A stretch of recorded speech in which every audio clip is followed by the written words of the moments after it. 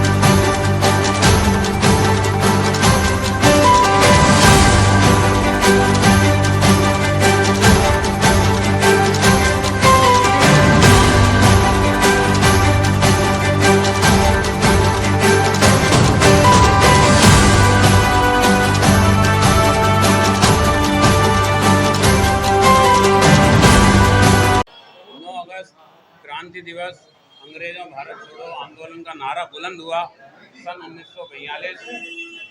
8 अगस्त रात में कांग्रेस की बैठक होती है जिसमें महात्मा गांधी जी करो या मरो का नारा देते हैं और 9 अगस्त को पूरे देश के लाखों लोग सड़कों पर उतरकर और इस नारे को बुलंद करते हैं और लोगों के अंदर एक क्रांति जागती है और लोग इस आंदोलन को खड़ा कर देते हैं कि अंग्रेजों को कमर तोड़ जवाब मिला, मुंह तोड़ जवाब मिला और हमारा देश आज़ाद हुआ।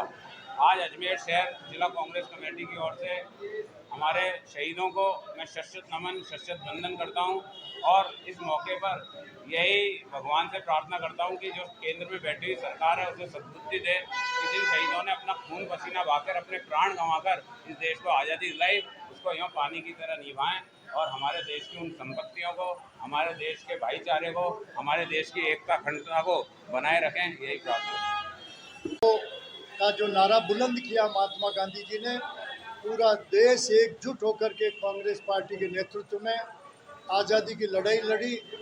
तत्काल 1 लाख लोगों को गिरफ्तार किया, तो गिरफ्तारी हंसते हुए और तय दिल से उन्होंने जो गिरफ्तारी दी, उसी का परिणाम है 15 अगस्त 1947 को देश आज़ाद हुआ। कांग्रेस पार्टी ने इस देश का निर्माण किया, आधुनिक भारत का निर्माण किया।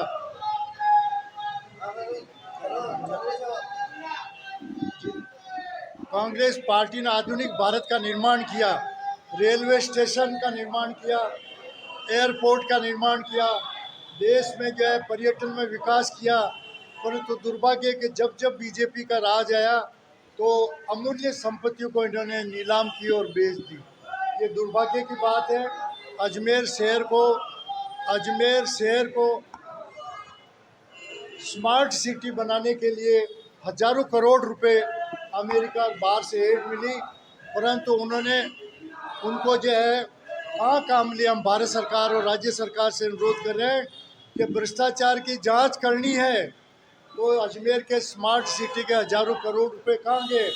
आज बिजली की समस्या क्यों की क्यों है, आज जो है पेयजल की समस्या भी यूँ की यूँ खड़ी है, सड़कें सारी खराब हो रखी है, सीवरेज लाइन खराब हो रखी है और बेरोजगारी, देश में बेरोजगारी विकराल रूप धारण कर रखा है, महंगाई ने विकराल रूप धारण कर रखा है और बचे हुए सांप्रदायिक सौहार्द देश में है। भारत सरकार वक्फ बोर्ड का ला करके उनको जो है ख़त्म करना चाहती थी, परंतु विपक्ष के मजबूत रणनीति के तहत कल उनको जेपीसी को समर्पित करना पड़ा बिल। मेरा यही कहना है कि भारत सरकार के तात्कालीन जो खेल संघ के कुश्ती संघ के अध्यक्ष थे उसको जेल में होना चाहिए, उसकी जगह उसे जो है खुला छोड़ रखा है। और हमारी फोगाट बहन जो लड़ने गई थी वहाँ 53 किलो में लड़ना चाह रही थी, उसको जबरन प्रेशर डाल के अपने आदमी को किसी और को 53 में लड़ाने के लिए इसको 50 किलो में लड़ने के लिए मजबूर किया गया। और साथ ही साजिश लगती है। इसको जो है डाइट में कोई न कोई चीज़ दी है जिससे इसका 100 ग्राम वजन बढ़ा, इससे भारतवर्ष का मान घटा है। ऐसा नहीं करना चाहिए, ओछी हरकत नहीं करना चाहिए। प्रधानमंत्री जी को चाहिए था फोगाट से कम 2 बार बात तो करते। 1 राउंड जीती, 2 राउंड जीती, 3 राउंड जीती, एक में भी उन्होंने जो है उसको बधाई नहीं दी। उनको हारने के बाद में भी हौसला अफजाई करनी चाहिए। मैं कांग्रेस पार्टी से अनुरोध करता हूं कि फोगाट को राज्यसभा में किसी स्टेट से भेजा जाए। धन्यवाद जी।